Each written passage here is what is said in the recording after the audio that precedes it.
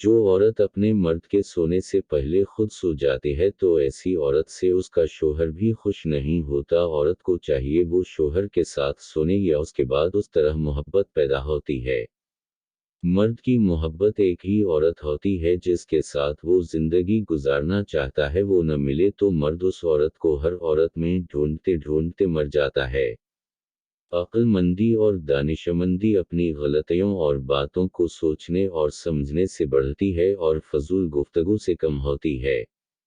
शादी के बाद अगर औरत का वज़न बहुत जल्दी बढ़ जाए तो समझ जाना वो अपने शौहर से मुतमईन है, वो अपनी ज़िंदगी में बहुत खुश है। ग़ज़मंद को नसीहत करोगे तो वो आपसे मोहब्बत करेगा, लेकिन अगर बेवकूफ़ को समझाओगे तो वो आपसे नफ़रत करे। खूब कमाओ लेकिन इतनी दौलत इकट्ठी मत कर कि ज़रा सी तबीयत ख़राब होने पर बचे, डॉक्टर की बजाय वकील बुला लाएं।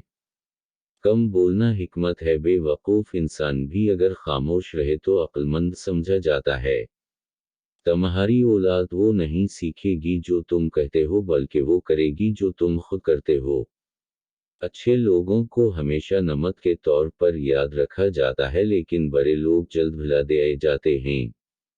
औरत घर का फर्श धोकर किसी को भी गंदे पांव आने की इजाजत नहीं देती तो अपना दामन दागदार करने की इजाजत कैसे दे सकती है।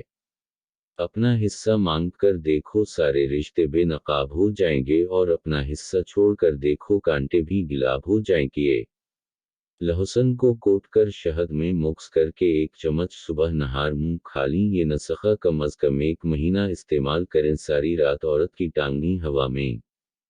तो नाजरीन, अगर आपको हमारी आज की ये वीडियो पसंद आए तो वीडियो को लाइक और चैनल को सब्सक्राइब ज़रूर कर दीजिएगा।